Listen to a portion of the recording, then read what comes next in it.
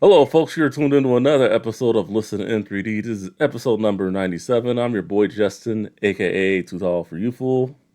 And I'm Ray, aka Vandal Society. And together we're both Team 3D, the host of Listen in 3D, where we discuss, dissect, and debate the music and albums in the world of hip hop and other genres. Like what you're seeing, like this video, or you can dislike it. Doesn't really matter to me. Any engagement is worth getting. Comment, share it around, and most importantly, subscribe. Once you do subscribe, do us a favor, click that notification bell. That way you know when all our videos, including shorts, go live. So, yeah, we're almost at episode 100, and I decided for this episode, I was actually very excited when I saw that you listed this album that you wanted to do, just going a different direction from the whole gangster rap scene that we Yeah, do. Seems like we've been doing a lot of that lately. I like it a lot, but definitely. we want to do other genres and other subgenres within hip hop as well.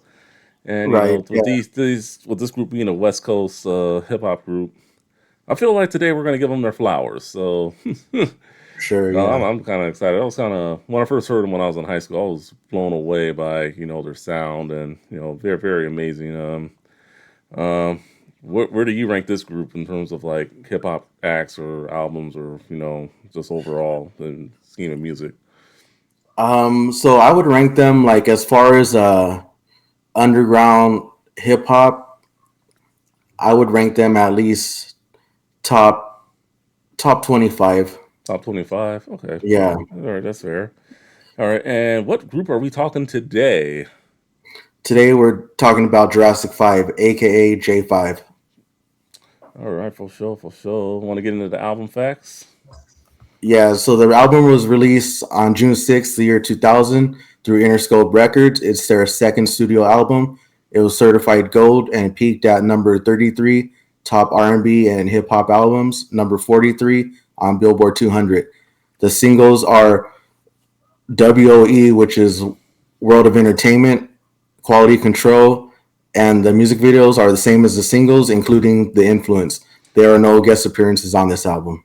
All right, cool, cool. Thank you for that. So, Jurassic 5. I don't know why they went with five since there were six members in the group. I don't know. That's maybe you can explain that a little later. But it had four rappers: Charles Stewart, also known as Charlie Tuna; Dante Gibbons, better known as Akil; Courtney Henderson, known as Soup, aka as Akir; and Mark Stewart, also known as Mark Seven. So those were the four MCs. Complex. If you are watching or listening to this, those four rappers I named are better than Blueface. Just wanted to throw that out there. Yeah.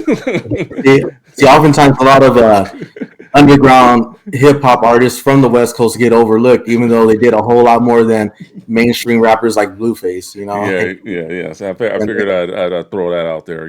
for sure, So yeah. Come um, on, man, get your staff right. yeah, such a bias list. All right, and then there Yeah, were two DJs, Mark Pottsick, better known as DJ Newmark, and Lucas McFadden, better known as Cut Chemist. Canvas. Yeah, Yeah. That's great DJ. So they came out of LA, six man crew. They had their EP, Jurassic Five, the EP, and then I think one of the first songs I heard them on was that song. What was it? It was if I can find it. Unified Revolution. I think that's what the name of it was. That was the first time I'd heard him. That was a really good song. oh, okay. So that was like when I first heard them, and then definitely gotten it like their second album. But their first album, their first EP is pretty hot as well. So and then another note, one of my best friends, he's I'll shout him out, Ron, if you're watching. Yeah, this is his favorite hip hop group, so he's probably Oh, very nice. happy that we're talking Jurassic Five. So I want to That's do him cool. proud. So That's cool. You got a good taste, man. yeah, definitely. Yeah. So so a little bit about the name of the group. I guess one of the band members' mothers came up with the name. They said, I guess she made fun of them, saying that they were the Fantastic Five. You sound more like the Jurassic Five, and apparently that name just stuck. So, Yeah. Yeah, I think that's what it was. Just mm, to play off the Fantastic Five name, yeah, because like you said, the mother was just like, "Oh, you over here trying to sound like Fantastic Five, but you guys are more like Jurassic Five, and so they just kind of ran with that name. Yeah, sounds like they didn't have a name in plan, so Yeah, whoever named it, you should be proud of yourselves. So you named one of the best underground hip hop groups ever. So, so for sure. with that being said, so they have four studio albums: Jurassic 5, which was a combination of their EP and other tracks that they had.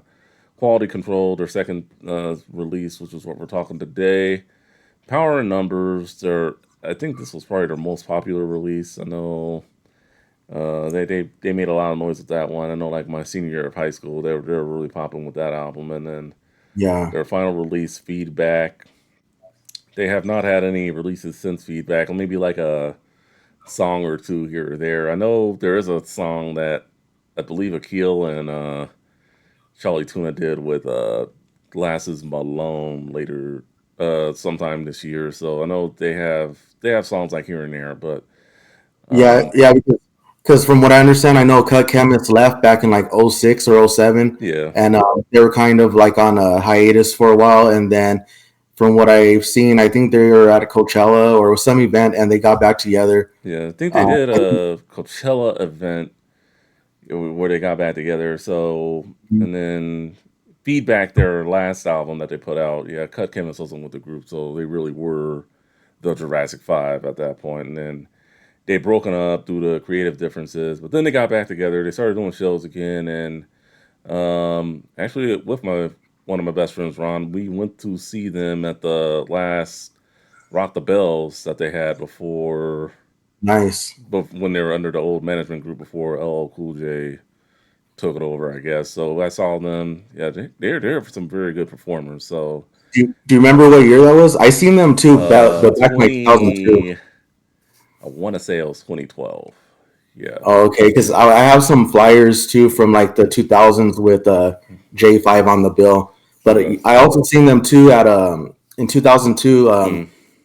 The beat had a what they called the holiday winter cool down, and it was at the Universal Amphitheater, Okay. and it was like a big lineup. And man, there was like so many hip hop acts that were there. It was Gangstar, Common, The Roots, J5 was there, Raphael Sadiq, Mm-hmm. and I want to say Erica Badu, but I can't really recall. But for sure, those hip hop acts were there, and it was like a dope show, man. It was real good.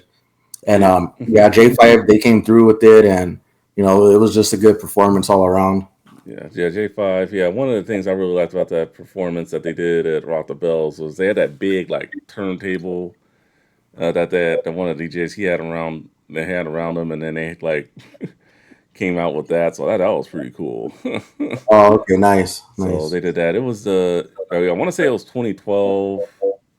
Yeah, it was the year of the Easy ODB holograms. Like I said, it was the very last year that they did the Rock the Bells before they went bankrupt, and then LL Cool J bought it. So, Yeah, but yeah. So I mean, I would like to see them get back together and make some more music. I know their website is still active if you want to buy any J5 merch. They have a nice logo, so yeah. The logo's pretty good. so yeah, that definitely. I wouldn't mind rocking one of those shirts. Yeah, I think during that time, the logos for underground hip hop was just on point, man. You had like dilated people's hieroglyphics. Mm, You had like everyone had their logos like that, and it was just it was dope to see that on hoodies or t-shirts. yeah, And that definitely not matter nice to see. Yeah, matter of fact, that's what caught me the first time. I haven't even heard their music yet, but I seen a kid back in high school with the hoodie, Hmm. and I was just like, "Oh, damn, that's a dope logo right there." So I hit him up about it. I was like, well, "What group is that?" Because I was already, of course, into hip hop, but he was like, "Oh, this is a underground group from LA. They're called Jurassic 5." So after that, that's when I started, looking more into it and came across their music videos, and the rest is history. Yeah, I feel like they came around the time when the West Coast was kind of making that downward like spiral until Dre came up with 2001, and then Yeah, Snoop made a comeback and all those guys. But I think during that time they were they kind of came around when LA needed them. I feel, just another great group Yeah, out of the West. I mean, he had some acts here and there, but I mean, I think this group really hit. And they weren't gangster rappers, so I think that was yeah, also one thing that made it pretty cool.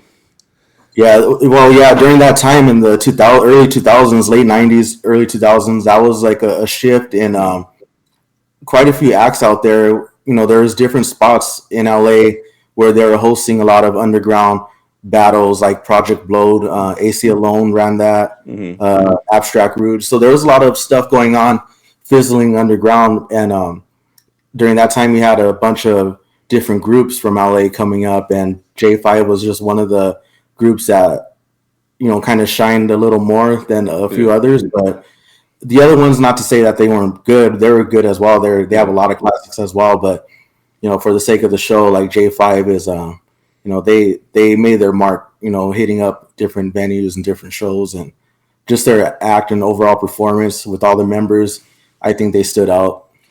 yeah. They definitely did stand out with really just their members and just their music making. That's what really stands out to me.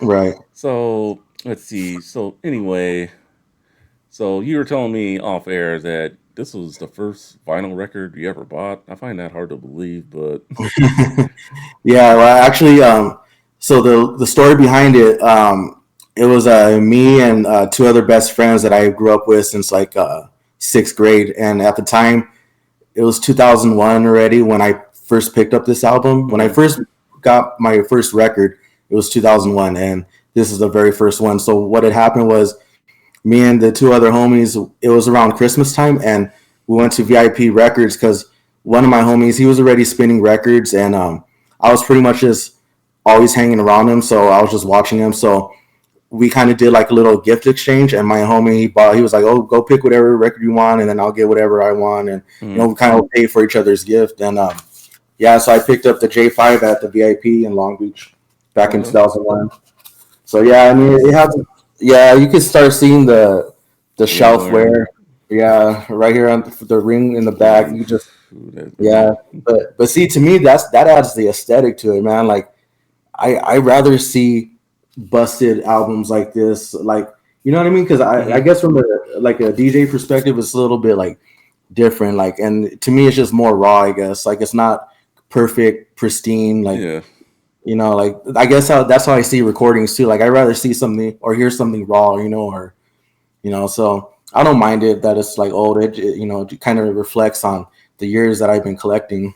All But right. yeah, that was my very first record right there. And after that, I started just going to Norwalk Records or VIP again. VIP was always like one of the spots that I would go check out often because I wasn't too far from it. I was like 15 minutes, out of Long Beach from it. So I'd Yeah. go there often and buy T-shirts or CDs.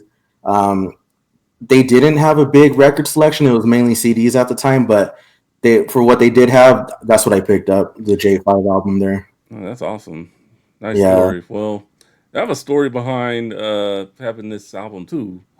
Well, no, not really, but I actually did have a physical copy. This is the CD. I don't know if you had the CD, but Yeah, I have the CD, but it's yeah, packed away in the yeah, in the garage. it's a loose copy, unfortunately. One of the Oh, ones that my mom had when she found my old CD wallet. okay. So Is it unfortunately, I don't scratched have. up? Unfortunately, no. Surprisingly no, because I loaded it up into my computer and all the tracks loaded just fine. So, Oh, okay. so That's good. I think it can still play. I mean, well, I mean, Yeah. if I could rip it to my computer, I think it could still Yeah, it work still pretty reads. good. So it's in pretty good shape. But unfortunately, there's no case for it. But I'd buy it again if I find it for the right price. So, but I Yeah. was glad to have it. I mean, I bumped it probably back in the day. So it was definitely a great CD, and just I mean, I'd recommend it to anyone a fan of underground hip hop or definitely LA underground hip hop for sure Yeah. if they don't have it. Definitely one for the collection, but thank you for sharing that. For sure. Yeah. All right. So the artwork, so that intersection.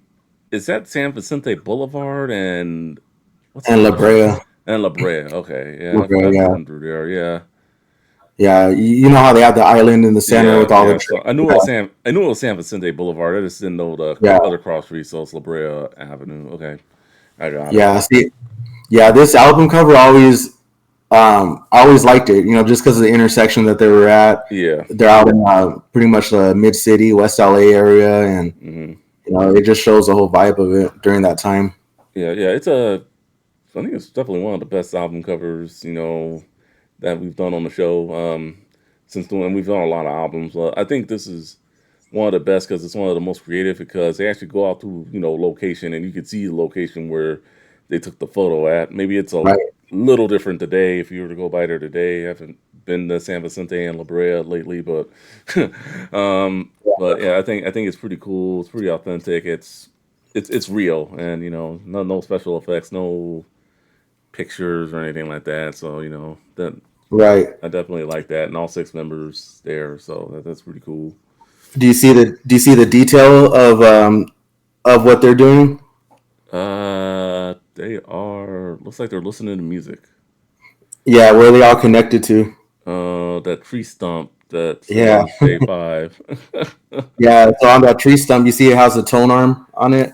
Like if Oh, the oh yeah, I had to yeah, really look at it, but yeah, yeah. See, I always thought that was pretty cool because like it has a tone arm from the turntable on top of the tree stump. Here's a close up view of it too. You oh just see yeah, the ring, like the rings of a tree, similar to the rings on the record. You know, on vinyl. Like yeah, I always thought that was a pretty creative concept right there. yeah. That's pretty cool. I mean, like I said, I haven't. Well, now that it makes sense now that you showed me the back of the cover. I haven't seen the actual cover in years since I lost my original jewel case for it, but Oh, okay. Yeah, but it does make sense. But on the front, if you're looking at it up front, it's definitely kind of hard to see. But yeah, and that's one reason why I kind of like collecting records and CDs again. You can actually see what the artwork inside and everything looks like. So yeah, for sure. Better than a digital copy, you know, yeah, online. yeah. Well, well, the whole thing is, I was excited back in the day, like where it's just like, oh yes, iTunes, iPod, Yeah, you can convert all your CDs into digital. So it's like, you weren't having to take as that's much true. CDs in your car. But yeah, Yeah, part of me kind of misses it. Maybe not from a safety standpoint because you want to change the CD while you're driving. That was always dangerous. But yeah. You gotta wait for the red light or yeah, something. Or stop playing. but I mean that definitely is. I do miss the pleasure of bumping a CD in my car because my current car, well, my Highlander still has a CD player, but my current car does not have a CD player, unfortunately. So it's just pretty much Oh, all digital. yeah, yeah. I think 2017 was like the last of the CD players in the cars. Yeah, that's what my Highlander is, a 2017. So Oh, okay, yeah, yeah, so I mean, yeah, I know they're not putting CD players much in cars anymore. So it's dying slowly but surely, kind of like with cassettes, I guess. yeah. But well, my old Corolla back in the day, I had a CD player and a cassette deck. And Oh, then okay. before I got an auxiliary cord, I had like one of those like tape decks where you can actually just plug it in, and then you can plug it in the iPod, and then it'll play through there. So that's how it did that back in the day in my old Toyota Corolla. But Oh, okay. Dang. so so I got a little creative. So yeah, so I kind of was buying cassettes into the 2000s, but just not album cassettes. I know Oh, you're a big cassette guy, so it varies. I have my ups and downs with it. With it just depends who's putting out a cassette. If it's someone I want on a cassette, then I'll mm, I'll get it. You know, like yeah, I have a homie. He records a lot of his mixes are 45s, but they're oldies, and he puts them on cassette, and he puts out mixtapes through there. Shout out to 45 to tape. mm. That's the homie right there. He does that. So he does like a lot of oldies, puts a mix out, and then puts it on cassette, and he sells the cassettes like that. It's a dope concept. I mean, it's something kind of like from the old school, All right, cool, era. cool. Yeah, All right, nice, right on. All right, so let's get into, in my opinion, and nothing toward the lyricists or the MCs on this album, but the beats, and for an underground group, they came with the heat with the beats on this one, man. So for yeah, I'm sure. not gonna lie, this was a very tough one for me. What you got for beats? Oh man, so Yeah, yeah, quality control was always one of my favorites. It just had like that nice little swing to it on the beat. So mm-hmm. quality control, um, LAUSD, LUSD, uh, that was a good one. yeah, that one right there, and contribution. Oh, let's go for me. World of Entertainment. That was the song that kind of got my attention with them. So I mean that one, and then Influence was a very very good beat as well. And Oh yeah, good too. yeah, so those were probably my top two. But I mean, and then I guess Jurassic finished first. That was a good one also. Yeah, Yeah, that, yeah, that that was a nice funky beat with that whole piano aesthetic. yeah, All yeah. right. Cut Chemist and Newmark, they came with it on the production. Yeah, they did not disappoint. They definitely didn't. All right, so let's get into the singles. So singles, we can go with the first one, quality control, since you just mentioned that a bit a minute ago. Yeah, this for me was a just that nice sample that they did. Um, I think I forget the name of the song, but it was just definitely that they were very good at turning making that old song or old sample sound very modern. And Yeah, that's what kind of did it for me with that song. And then quality control, just very good song. And I think it was a very good way to call the album, and just have the lead off single, and then rap when they rap together too. That was always pretty cool. They're very in sync together when they rap together. So that was yeah, pretty cool with that. yeah. The way they transferred or the way they transitioned from one Mm, lyricist to the next, it was just like a smooth transition. yeah. They were like you said, they were all in sync, and it just flowed like smoothly. Yeah, it's flow very smoothly, and then yeah, you don't really see that with groups these days. I don't think just just guys that could just flow together, just do one part of the verse and then the other guy finish the verse. Just I Yeah, wish there was more of that today in today's music. Maybe there is, and we just haven't found it yet. But I don't know. But yeah, you don't really hear that too much. But yeah. It's kind of rare nowadays. yeah, yeah, definitely. And then music video thoughts on that? Yeah, it was always one of my favorites from them. I actually recorded it on VHS when it would come on like the basement Mm. on Rap City. Um, so yeah, I always like that video.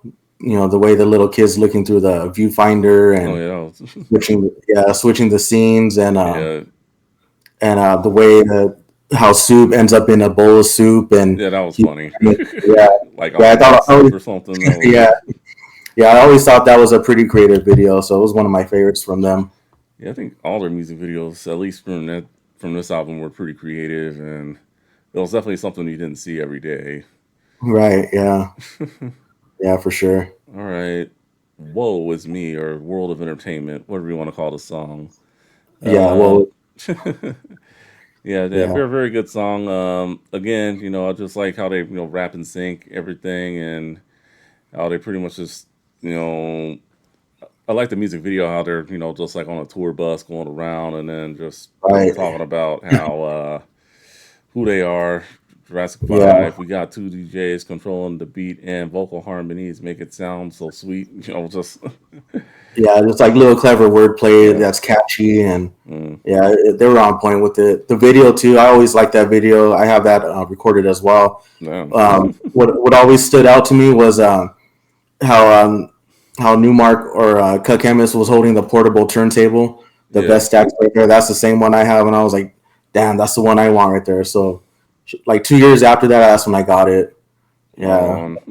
yeah, And then also like at the end of the song, at the end of the last verse, they're like the rhythm, the spirit, you love it when you hear it. Nowadays, when you're sampling shit, you gotta clear it. So yeah, Yeah, like that's Well, true, in the whole hip hop game, man. Like the lawyers will come after you, whoever you sample, like yeah, you sample one of their artists, they're gonna come after you. yeah, you gotta have Unless that. unless you chop it up real nice and maybe you can get past it. But yeah, a lot of the stuff you gotta get that clearance. Yeah, Yeah, that was it's a line that always stood out to me too from that mm, song. Yeah, it yeah. was pretty So I good. mean, I know clearing samples. I mean, compared to back then, now compared to back then, I know it sounds like it's harder than ever now to get stuff cleared. Just unless you plan on Yeah, putting it on a mixtape, then that's a different story. But even then, just and then I don't know if the requirements changed a little bit, but I know if it's 3 seconds or less, mm, you don't have to clear it. oh, well, that's Yeah, good to so know. yeah, so I don't know if it changed or anything, but yeah, I just knew 3 seconds of a sample or less that you're good. You're in the clear. Yeah, speaking of samples, they sampled so much just throughout the whole album. If you listen to it like all the way through, like they had samples Yeah, like quite a bit. yeah, Yeah. like from the Jeffersons. I See, think they had but a little bit of the A Team on there too. But I mean, yeah, see, but I think that's pretty common for any hip hop group. yeah, Like that's just pretty much the foundation of hip hop right there, just sampling. So producers like Cut Chemist and Newmark hmm, kind of have to expect a heavy sampled album. yeah, Yeah, they have a lot, and that's what leads a lot of people into learning new music and like going back and researching the original songs, and yeah, they start taking on new interest in music. You yeah. know, I mean, I know like well, I'm sure like nowadays it's pretty hard to sample in hip hop. If you're gonna sample a song, you got to make sure the song you're sampling isn't sampled. Otherwise, you may was want to try to find the original source, which you know what? Nowadays too, a lot of the production they're sampling hip hop songs in the '90s or yeah, the 2000s. They're redoing them. yeah. The song with the who is it? The Game Celebration. They sampled the Bone Thug song. Oh yeah, yeah, yeah. I mean, Yeah. yeah, yeah, yeah. I know Celebration. Yeah, he did remix and Bone jumped on the remix. Oh, okay, nice.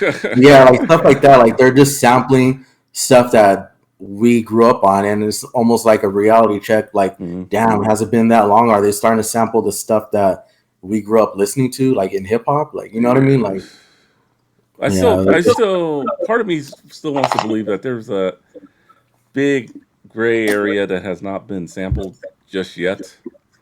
like a of what? Like a music genre? Yeah, or just stuff because I don't think I mean unless everything has been sampled, but I'm sure there's something there's stuff out there throughout all genres that hasn't been sampled yet, or someone hasn't figured out a clever way to sample it yet, or anything like that. So I still think there's stuff out there that's been untouched, or I'm pretty sure there is, but I mean that's what makes it fun because the producers nowadays, or at least in my opinion, are digging deeper than just yeah, the regular ones that were commonly sampled. hmm, The more obscure stuff, like that's where the sounds are at. yeah, yeah, definitely. Like yeah, I think producers are getting more creative, and then I feel there are like the okay producers who will just do like a G funk based song that um all right sounds all right, but it's nothing out of this world if that makes sense. Yeah, Yeah, just I mean it's like all right, it's if I'm gonna listen to that, I may as well just listen to the old stuff. Like that's the way I feel about it. So are you saying like when they sample it and they don't really do much with the sample, like they kind of just yeah, leave it yeah, like a little bit in a of that, loop? and then a little bit of just all right, sounds okay, but it's just something I hadn't heard before. Sometimes it's like, and that's Yeah, like I kind of like with G Funk and gangster rap today. It's just all right. This is something I hadn't heard before. All right, moving on. yeah, Yeah. I see. So, not saying any names, but Man, say their name, man. Say it. nah, Come nah, nah. So, on. all right. And then even though I don't know if the influence was a single or not a single. I know it had a music video because I remember seeing the music video back in the day, and Yeah, yeah, unique music video, in the barbershop and, just them getting down and, it was just going through the neighborhood of LA and whatnot. And then, just it was like a house, like a neighborhood party, like for the end of the music videos. I'd have to say, of all the Little music videos they did, it was probably my favorite music video, The Influence. Yeah, All yeah, it right. was pretty good. All right. So now we get into our top three favorite tracks. All right. This was very hard for me. Are you ready to go first, or do you want me to? I can go first. They're pretty much the along the lines of the best beats because Yeah, my favorite tracks were Contribution for sure. That 100%. one I like the message in there. Uh, Uh, it's a little bit more conscious. It's not so much fun and games on on the lyrics. It's more like a kind of like a sort of like a lesson in a sense. uh, I like the lyrics to Contribution. Um, Quality Control is also my favorite, Quality and control. yeah, and Ali USD because right there in that song they're talking about the elements of hip hop. Yeah. You hear the shoes squeaking on the ground, Mm, signifying breakdancing. yeah. You hear the spray can shaking, covering graffiti, and then the DJ scratching. So it's just bringing in the elements, and that's something that's hip hop right there, man. Yeah. Especially coming from the West Coast, like everyone hears West Coast and think gangster rap, but like I said, during that time, a lot of people were going on the underground route and just kind of creating a big buzz, Yeah. through Yeah. The that. underground scene was creating a big buzz during that time. Yeah, Um, for me, it was very tough, but World of Entertainment, first song I heard from them, and it's still a nice sound to this day. It's aged yeah, beautifully, in my opinion. Other one I had to go with was The Influence, and then the last one I had to go with was Jurassic finished first. Um, Quality Control, LAUSD, The Game, Contribution as well, and Swing Set, all honorable mentions. Swing yeah, for Set sure. especially, definitely. How do you get swing music in that late '90s, early 2000s to sound just so good? Yeah, Yeah, yeah, that definitely had some Benny Goodman and Glenn Miller vibes, with that one there for sure. yeah, yeah. Being swing being along the lines of jazz. I mean, Yeah. it's pretty like up there. Like a lot of Gangstar's early stuff. Hmm. Was kind of similar to that. DJ Premier was doing a lot of style of swing slash jazz sampling. Yeah. Yeah, it was pretty creative stuff. Yeah. So I thought that was creative. Yeah. Jurassic is first. Like I said, just no, that was just a great beat, great piano beat, and just like how Charlie Tuna just Jurassic finished first. Just with his deep voice and Yeah, that all that stuff. that's what I always liked too about J5 was Charlie Tuna's voice. Yeah, Like it he's stood out. It stands out compared to the other MCs. yeah. I mean, no disrespect to the other ones, but if I were to rank all of them, yeah, Charlie Tuna would probably be the best one from that crew. And like I said, I was a little surprised he wasn't in the top 50 of Complex's list. But I Yeah, mean, they're lost. But I mean, yeah, yeah, Charlie Tuna. If you're listening, use a good rapper. We want some new music, man. yeah. He might be still coming out with stuff, but just more like Mm, way underground, just like really not heard of. yeah. I would look into it just to make sure because I haven't checked in lately with them, but Mm, and now I think I'll actually take the time and see if he's putting something out or what. all right. All right. Right on. Right on. Okay. So let's see. There were no album cuts or expansions, not as far as I know. I mean, if I'm wrong, someone feel free to correct me in the comments. But I believe they haven't done like any like big reissues where they've given you like more tracks or anything like that. I'm pretty sure you can find this in record stores or online if you want a new fresh copy. I mean, it was on Interscope Records, and for the most part, they tend to put out their stuff pretty frequently, as old as it is. So once again, feel free to correct me if there is a reissue that we don't know about. All right, recommendations. So I know you probably have your list of recommendations as well, but these were the three I was able to come up with. Dilated Peoples. They had an album that came out a month before this one called The Platform. I'm sure a lot of underground One of LA my underground favorite. heads, they were on that one. Common, like Water for Chocolate, that came out around that time, and The Roots, Things Fall Apart. Those were my Classic record. recommendations. I know it came out the year Yeah, before, but I mean, a lot of Roots fans tend to go to Jurassic 5, so that's I'm yeah. sure. I think I got them right. Anything you want to add to the recommendations? For another LA group, I would say People Under the Stairs. They dropped their question in the form of an answer, which Okay. is a dope album right there. Um, yeah, if you haven't listened to People Under the Stairs, like check them out, guys. Like they're um, they're a dope duo. Unfortunately, now it's just one member, but check them out. I would say another group, Binary Star. Their album Masters of the Universe came out October 31st in 2000. That's also a dope group right there, Binary Star. And then, I was gonna say Dilated too because the platform that was a big year for Yeah. them. That's when they dropped their debut. Yeah. So one thing I should say before we end, this hip hop group, they're under the Beatniks tree family, I guess you could say. With Dilated Peoples, the Alcoholics, others, for the most part. Yeah, Visionaries. Visionaries. Yeah, so they're under that tree of when it comes to LA hip hop, Southern California hip hop. Yeah. So I mean, so they went. They're from that Let realm. me let me add real quick. Kind of like a little sidebar, honorable mention. Hmm. Check out DJ Cut Chemist, his mixtapes. You can find them on YouTube, uploaded, called Diabolical. Check those out. Fire right there.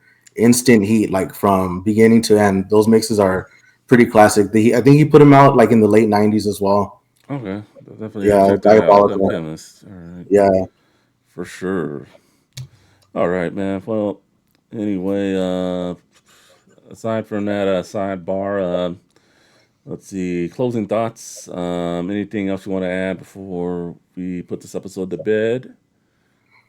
J Fire, just check them out. Nothing but good quality beats, dope lyrics. Mm. I would just say give them a chance, check them out. You'll Yeah, like them. Jurassic 5. I don't hear us or see a lot of people talking about you these days, but listen in 3D. We're giving you your flowers today, guys. One of the best to ever do it out of LA. And with that, on that note, um, for Ray, aka Vandal Society, I'm Justin Too Tall for You Fool. Thank you for watching. Thank you for listening, and we'll see you all on the next episode. Peace out. Peace.